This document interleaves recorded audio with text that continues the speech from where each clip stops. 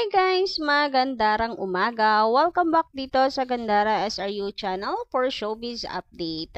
So, andito na naman nga po akong muli nagbabalik.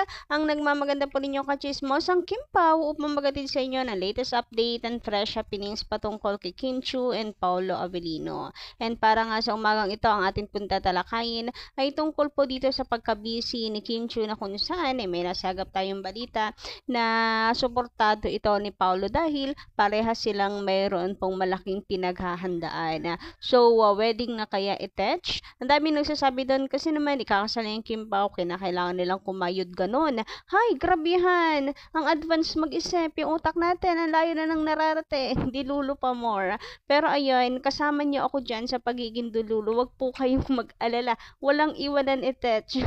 Anyway, before that, sa mga hindi pa po nakasubscribe dito sa ating channel, i-click nyo na agad-agad ang subscribe button at notification bell para mag-updated po kayo at ma-notify tuwing may bago tayong chika, balita hinggil sa Kim Pao. Basta mga balita na may kinalaman kay Kim and Paolo Avellino, sagot na po natin yan.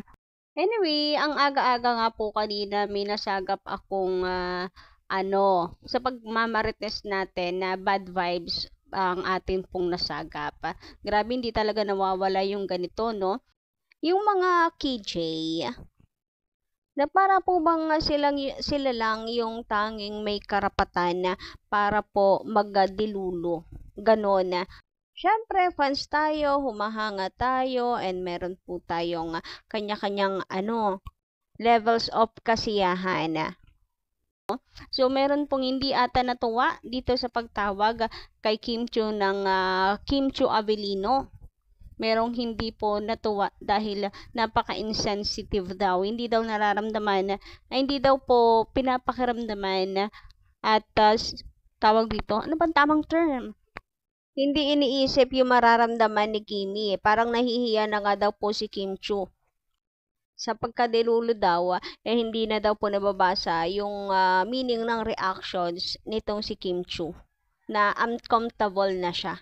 Hindi na siya komportable at nahihiya na siya sa mga pinagagawa katulad ng pagtawag ng Kim Chiu Avellino.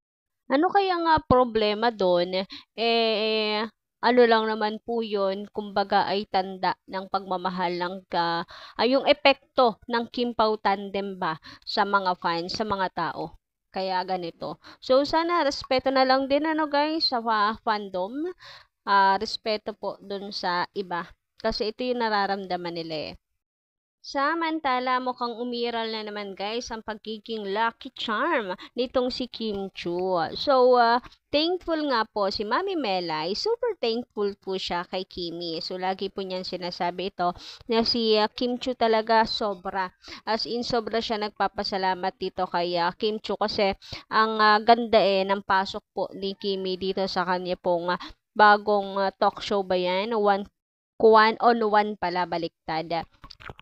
So, grabe kasi talaga yung epekto nitong si Kimi. So, parang talagang pag nandiyan si Kim Chiu, nalala ko, sabi ay, di ba, wala naman pong perfect formula. Kailangan mo lamang ay kakampi si Kim Chiu. So, there's something on Kimi talaga. And namamagnet niya yung lucky. Napakaswerte. So, lahat ng shows talaga nagsa-successful program at teleserye. Basta nandiyan si Kimi talaga successful po.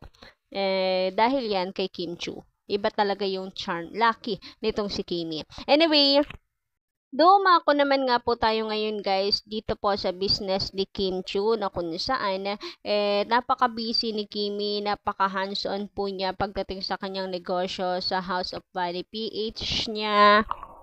And thank you so much din po pala sa mga fans na talagang suportado po itong business ni Kimi. Pero alam nyo ba guys, na hindi lang naman ang mga fans na suportado itong business ni Kim Chiu. Ganon din po si Paolo. Talagang suportado niya. Suportado.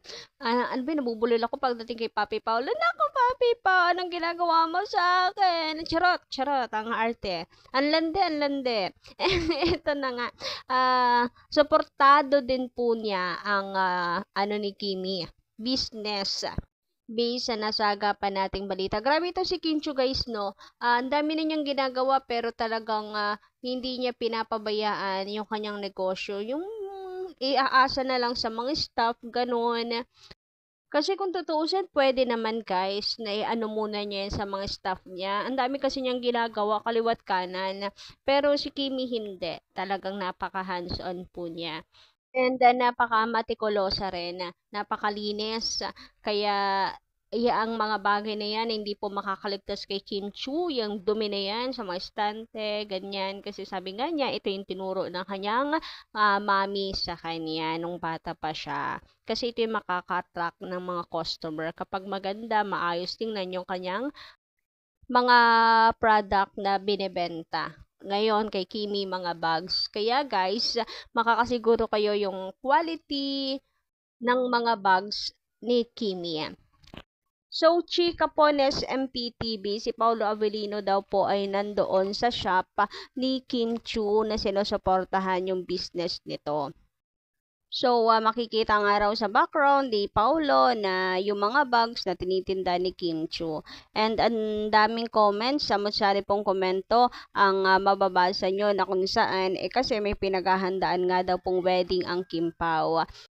So, marahil pinaghahandaan ng Kim Pao ang kanila pong future, ganyan. Kaya suportado ito ni Papi Paulo, yung business nitong si Kim Chu. And ang dami pang nagpapasalamat naman kay Paulo kasi nga andyan siya to support Kimi sa lahat ng kanyang ginagawa. Napaka-importante daw po kasi noon na nagsosuportahan na silang dalawa. So, nakakatuwa naman isipin, guys, kung totoo nga po ang chika na to na nakasupport si Papi Paulo at nandun siya sa shop ni Kim Chu. Bumibisita rin po siya doon. Silang dalawa. Ayon nga sa kanila ay talagang pinaghahandaan ng Kim Pao ang kanila pong kasal. Kaya daw ba mayroong papipiliin ka sa araw-araw itong si Kim Chu na nalalaman kahapon sa Showtime? Kasi pipiliin nila ang isa't isa araw-araw. Malapit na. Ay, may pag-ganon. Huy, huwag kayo excited. Pero hindi naman din nga naman malabong mangyari guys kasi hindi naman na po sila sa pabata. Kung hindi man ngayon kasi super busy nilang dalawa, at least ay yung future pinaghahandaan na. So, kung totoo man nga ang chika na to, nako maraming salamat sa paayuda and thank you so much Papi Paulo sa iyong pagmamahal at pagsuporta kay Kimi.